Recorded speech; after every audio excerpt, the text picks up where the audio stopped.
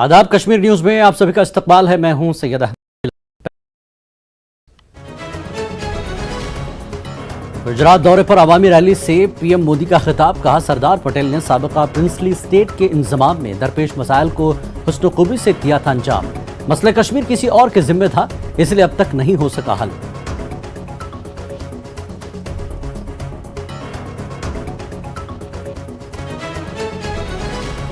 जम्मू के अखनूर इलाके में कॉलेज के अहाते में नमाज पढ़ने का मामला। बजरंग दल ने कार्रवाई का किया मुतालबा। इस मामले में दर्ज कराई गई एफआईआर। गवर्नमेंट आयुर्वेदिक कॉलेज में पढ़ी गई थी नमाज।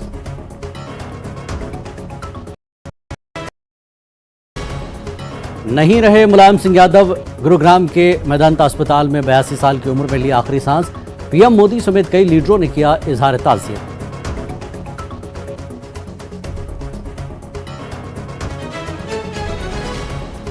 प्रधानमंत्री आवास योजना के तहत काम करने वाले सैकड़ों कश्मीरी पंडित मुलाजमीन ने जम्मू में किया एहतजाज।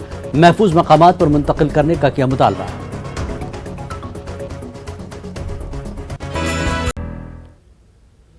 और अब खबरें तफसील से। पीएम मोदी ने गुजरात दौरे पर एक अवामी रैली से खिताब करते हुए कहा कि सरदार पटेल ने साबिका शाही रियासतों के इंजमाम के लिए दरपेश तमाम मसाइल को हल किया था, लेकिन मसले कश्मीर किसी और के जिम्मे था और यही वजह रही कि वो मामला हल नहीं हो सका।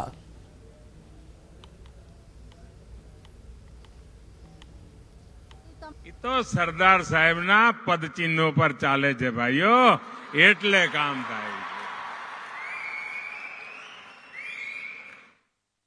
તમે જુઓ દેશના એકીકરણનું કામ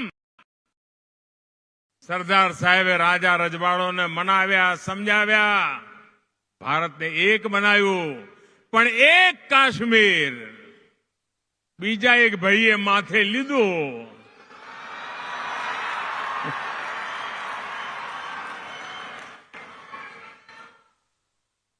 પરંતુ સરદાર સાહેબની ધરતીના મને સંસ્કાર હતા, સરદાર સાહેબના પદચિહ્નો પર ચાલતા હતા, એટલે કાશ્મીરની સમસ્યા પણ પૂરી કરી અને સરદાર સાહેબને સાચી શ્રદ્ધાંજલિ આપી દીધી।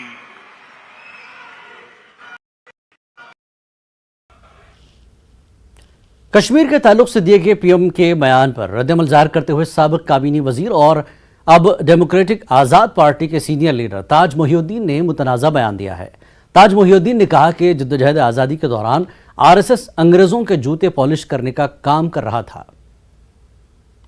कश्मीर डॉक्यूमेंट्स पढ़ोगे और मैनन को पढ़ोगे कि नेगोशिएट कौन कर रहा था। नेगोशिएट सरदार पटेल कह रहे थे। जो 370 रखा गया वो सरदार पटेल साहब ने ही रखा। जो ये थी नेगोशिएशंस, कश्मीर की जो नई निकली हैं किताबें, उनमें डॉक्यूमेंट्स मौजूद हैं। तो मैनन का अगला नाम नहीं, but he was the negotiator, जिसने महाराजा के साथ की। वो भेजा गया था jointly by Prime Minister and as Home Minister Patel साहब ने। ये तो उस वक्त वो कर रहे थे क्या, बूट पॉलिश अंग्रेजों की, ये तो थे ही नहीं। ये ना उस कहाँ था, वो तो नहीं शामिल हुए, तहरीक में शामिल नहीं हुए, तो उनको हक भी नहीं पहुंचता उस चीज़ का कहें जो उस फैक्ट नहीं। पीएम मोदी का इशारा किसकी तरफ था, कौन था यहाँ पर जो संभाल? वो नेहरू जी को कह रहे हुए, और क्या उनका तो यही है। उनको आ जाके नेहरू जी सामने नजर आते हैं और कोई नहीं। तो आप क्या कह रहे हैं, इनके बयान में हकीकत है? हकीकत से बहुत दूर, हकीकत से बहुत दूर। कद्दावर समाजवादी पार्टी सरबराह मुलायम सिंह यादव नहीं रहे। उन्होंने कई दिनों से वो बीमार चल रहे थे। उन्हें 22 अगस्त को मेदांता अस्पताल में दाखिल करा गया था। गुज़श्ता दिनों उनकी तबीयत ज़्यादा बिगड़ने पर उन्हें आईसीयू में रखा गया था। मुलायम सिंह की निधन पर सदर जमहूरिया Droupadi Murmu, PM Narendra Modi, defence minister Rajnath Singh, home minister Amit Shah ने गहरा दुख जताया है। मुलायम सिंह यादव का जन्म 22 नवंबर 1939 को इटावा के गांव सैफई में हुआ था। मुलायम सिंह का शुमार उत्तर प्रदेश के बड़े लीडरों में होता है। मुलायम सिंह यादव 3 बार यूपी के वज़ीर आला रहे। मरकज़ में वो डिफेंस मिनिस्टर की हैसियत से खिदमात भी अंजाम दे चुके हैं।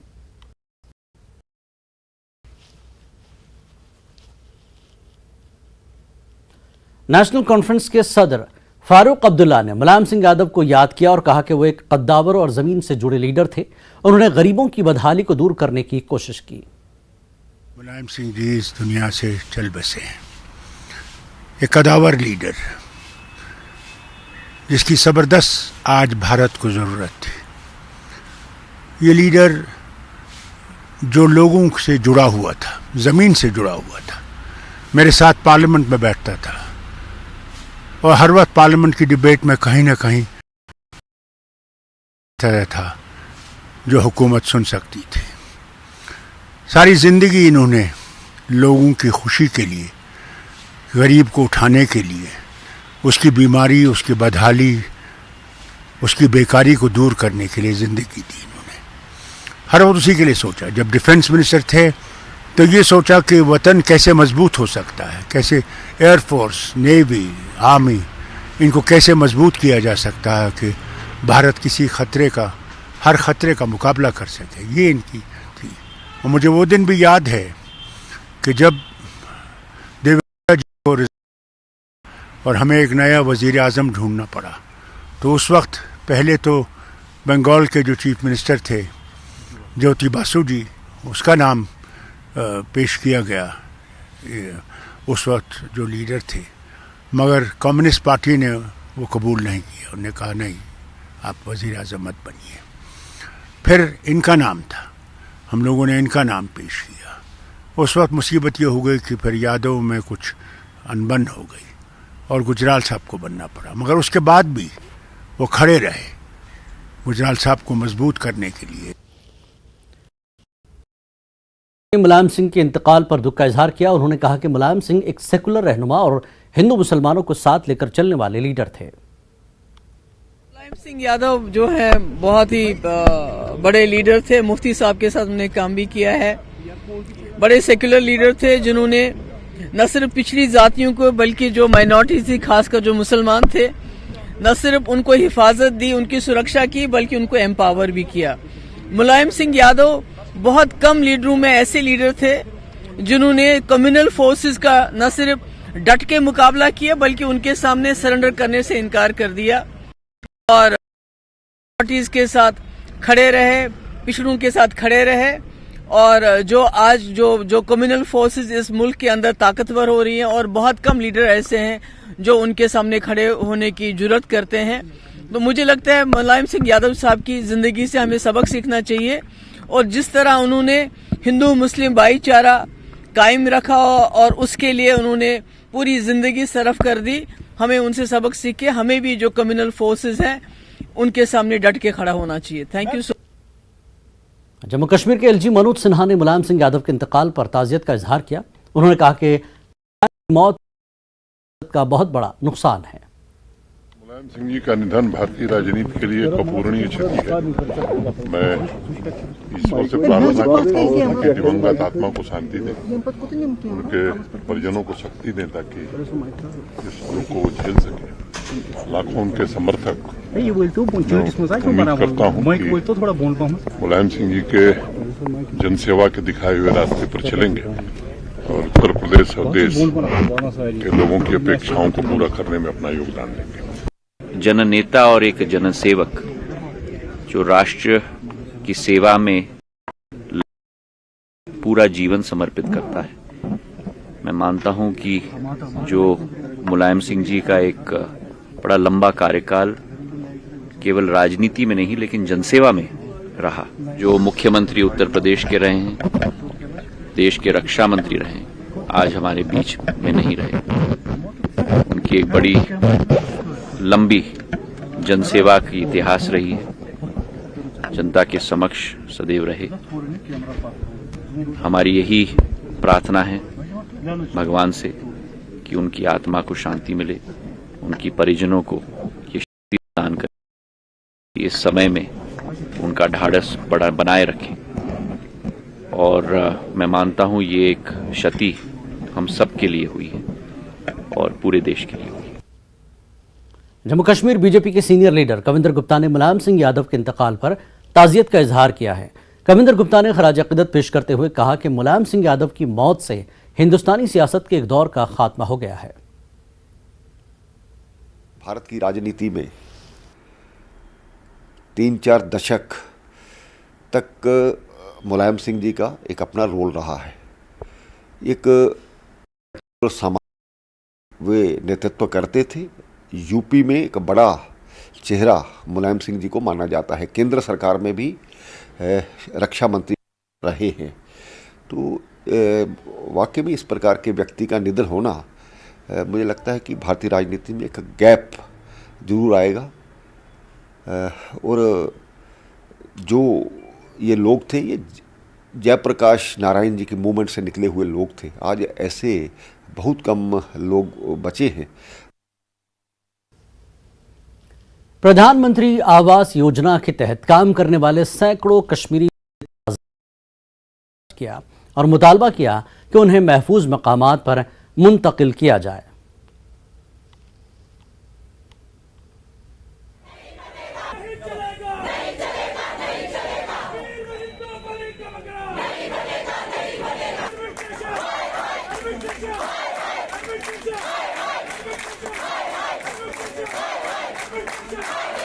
हाँ, काम करने के लिए हम तैयार हैं। काम लेने के आपके पास और भी रास्ते हैं। जैसे कोविड में आपसे हमने लिया, ऑनलाइन काम लिया।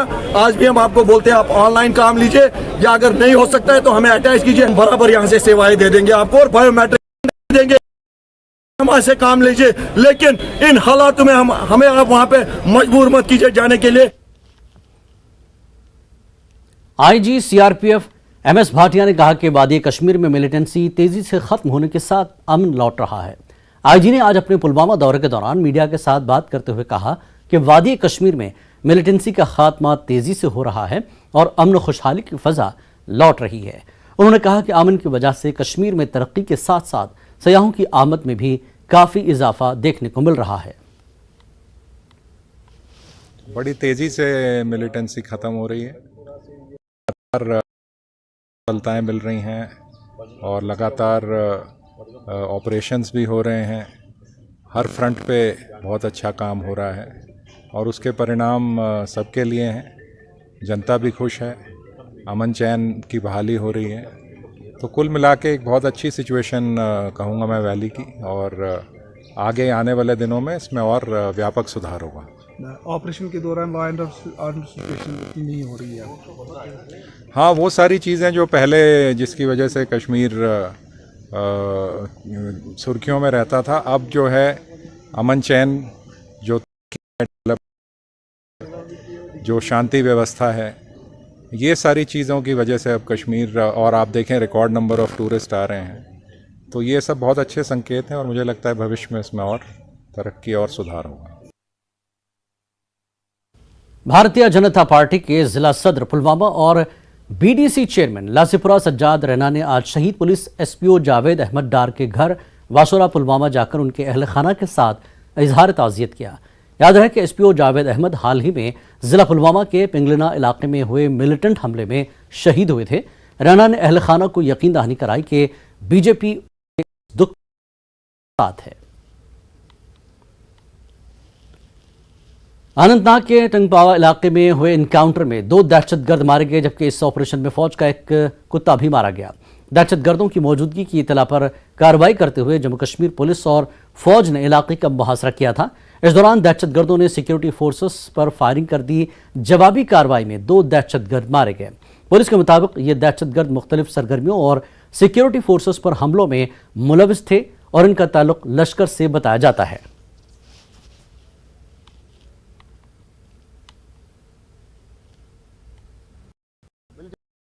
को जारी रखते हुए जम्मू कश्मीर पुलिस और फौज ने एक मुश्तरका कार्रवाई के तहत आज टंगपावा कोकरनाग में एक और ऑपरेशन अंजाम दिया। इस कार्रवाई के तहत आप देख सकते हैं कि किस तरह से पूरे इलाके का मुहासरा किया गया था, जबकि अमन कानून की बहाली की गर्ज से सीआरपीएफ की खदमात भी तलब की गई थी और इस दौरान इलाके में मोबाइल इंटरनेट खदमात भी मुतासिर रही। फौज और पुलिस जहां इस ऑपरेशन को बड़ी कामयाबी करार दे रहे हैं, वहीं अनंतनाग को मिलिटेंसी फ्री बनाने के लिए भी इसको एक बड़ा कदम माना जा रहा है। न्यूज़ 18 के लिए टंगपावा सागाम से मुदस्सिर कादरी। बड़ी तेजी से मिलिटेंसी खत्म हो रही है, लगातार रही हैं और लगातार ऑपरेशंस भी हो रहे हैं। हर फ्रंट पे बहुत अच्छा काम हो रहा है और उसके परिणाम सबके लिए हैं। जनता भी खुश है, अमन चैन की बहाली हो रही है। तो कुल मिला के एक बहुत अच्छी सिचुएशन कहूँगा मैं वैली की, और आगे आने वाले दिनों में इसमें और व्यापक सुधार होगा। इसकी वजह से कश्मीर सुर्खियों में रहता था। अब जो है अमन चैन, जो तरक्की है, डेवलपमेंट है, विकास है, जो शांति व्यवस्था है, ये सारी चीज़ों की वजह से अब कश्मीर देखें आ रहे हैं। तो ये सब बहुत अच्छे संकेत हैं और मुझे लगता है भविष्य में इसमें और तरक्की और सुधार होगा। बडगाम में कायम national institute fashion and technology campus में आज 40 तलबा ने ग्रेजुएशन की डिग्री हासिल की। आज एक कन्वोकेशन था और इस मौके पर ministry of textiles government of India के सेक्रेटरी उपेंद्र प्रसाद सिंह मेहमान खुसूसी थे। इस दौरान डायरेक्टर और joint director national institute of fashion and technology भी मौजूद थे। वहीं डीसी बडगाम, एसएसपी बडगाम के अलावा दीगर अफसरान मौजूद थे। निफ्ट कैंपस से अपनी डिग्री हासिल करने वाले तलबा ने खुशी का इजहार किया। उनका कहना था कि फैशन एंड टेक्नोलॉजी और इस फील्ड में आकर एक इंसान अपने कल्चर को फरोग दे सकता है।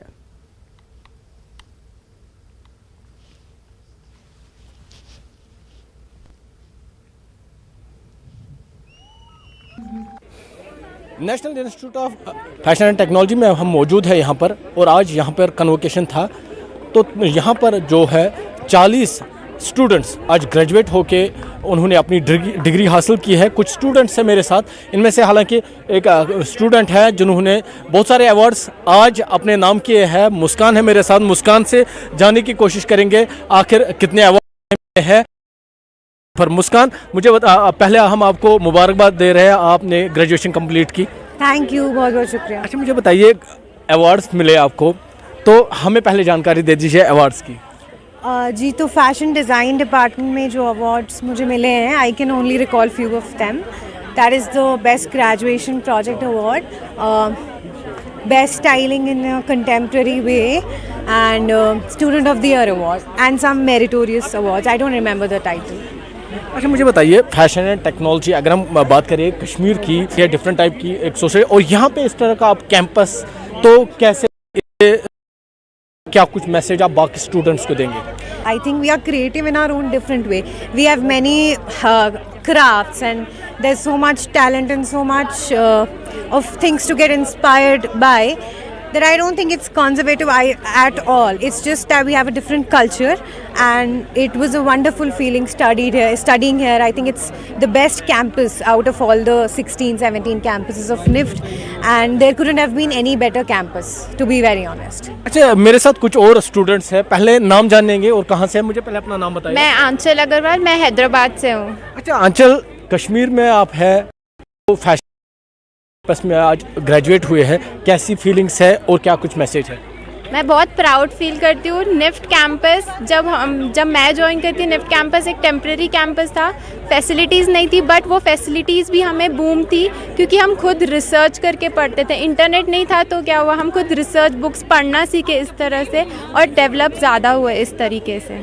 अच्छा, मुझे पहले अपना नाम बताइए आप। मानवी गुप्ता हूँ। मानवी, कहाँ से आप? गाजियाबाद। अच्छा, मुझे बताइए कश्मीर में आके पढ़ना, यहाँ पे आपने शायद विंटर भी देखा होगा, समर भी देखा होगा, और इस माहौल में पढ़ना कैसा लगा, और आज ग्रेजुएट होके आप जा रहे हैं, तो it has been very unique.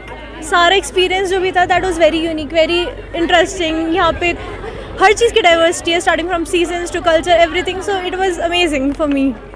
तो यहाँ पे एक और तालिबा है हमारे साथ, नाम बताइए पहले। कुबरा शाह। कुबरा, ग्रेजुएट होके आप आज जा रहे हैं, मुझे बताइए जो कश्मीर के बाकी स्टूडेंट्स हैं, खासकर वो फीमेल स्टूडेंट्स हैं, उनके लिए क्या कुछ मैसेज देंगी और क्या कुछ कहना चाहेंगे फैशन एंड टेक्नोलॉजी के हवाले से? मैं ये कहना चाहूँगी कि जितने भी फीमेल स्टूडेंट्स हैं जो इंटरेस्टेड है ग्राफिक्स, एनिमेशन, फोटोग्राफी में, मैं उन्हें बोलना चाहूँगी ये आपको घर पे ही एक बहुत अच्छी अपॉर्चुनिटी मिलती है, जिसमें मैंने फैशन कम्युनिकेशन डिग्री ली थी, तो उसमें बहुत ज़्यादा स्कोप है। तो मैं उनको कहना चाहूँगी कि आप ज़रूर इसके बारे में इस डिपार्टमेंट के बारे में रिसर्च करें पहले कि आप क्या करना चाहते हैं और क्या डिग्री आपके लिए है या नहीं, एंड देन गो फॉर। ये थे कुछ स्टूडेंट्स हमारे साथ बात की। इनका कहना था कि जो सोशल स्टिग्मा है फैशन एंड टेक्नोलॉजी के हवाले से वो बिल्कुल नहीं है। एक स्टूडेंट जो फैशन टेक्नोलॉजी में आता है वो अपने रिलीजन को सर्व कर सकता है, वो अपने कल्चर को बहाल कर सकता है, वो अपने कल्चर के लिए काम कर सकता है। हालांकि आज ये 40 स्टूडेंट ग्रेजुएशन का इजहार उन्होंने किया। आबिद हुसैन, न्यूज़ 18, बडगाम। बांडीपुरा के सरहदी खित्ते गुरेज में भी अब बागबानी का शोबा तेजी से फरूख पा रहा है।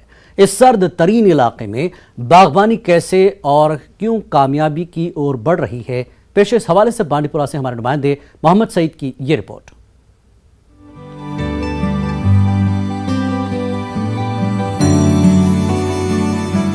बांडीपुरा का सरहदी इलाका गुरेज जहां कुदरती खूबसूरती के लिए जाना जाता है, वहीं ये इलाका दुश्वार गुजार मौसमी हालात के लिए भी जाना जाता है। भारी बर्फबारी के चलते ये इलाका कई मुल्क कट कर रह जाता है। ताहम खुश आइंद बात यह है कि नामुवाफिक मौसमी हालात के बावजूद भी गुरेज खित्ते में भी अब बागबानी का शोबा तेजी से फरोग पा रहा है और गुरेज के अलावा बख्तूर ब्लॉक और तुलेल के कुछ निचले इलाकों में लोगों ने सेब के बागात लगाए हैं। दिलचस्प बात यह है कि यह इलाका अभी फजाई आलूदगी की मार से महफूज है। इस वजह से यहाँ बाग मालिकान को न ही किसी दवाई का छिड़काव करना पड़ता है और न ही यहाँ कीमियाई खादों का इस्तेमाल किया जाता है, जिस वजह से यहाँ का सेब आला मियार का होता है और इसका जायका भी काफी अच्छा होता है। मैंने हार्टिकल्चर डिपार्टमेंट से 2010 से पौधे लिए थे जो आज हमारे बहुत अच्छा फल देते हैं। उनका रंग भी अच्छा है, उनका साइज भी अच्छा है। यहाँ पर हम खाद या दवाई इसकी ज़रूरत नहीं पड़ती है।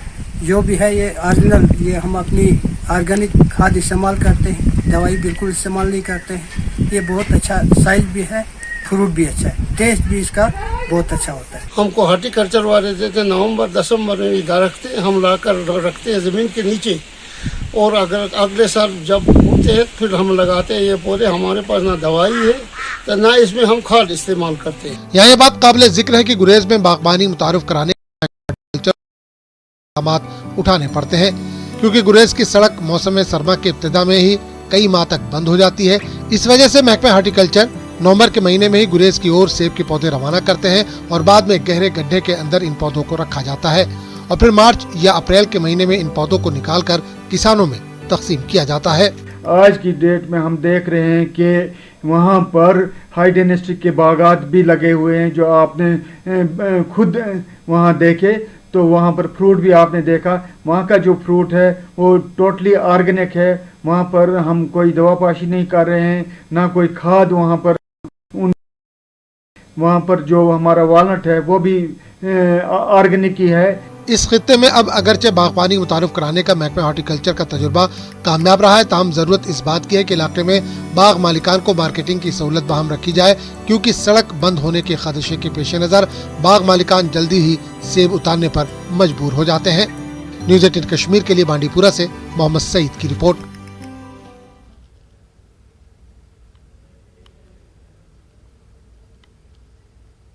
कश्मीर न्यूज़ में फिलहाल इतना ही। आदाब।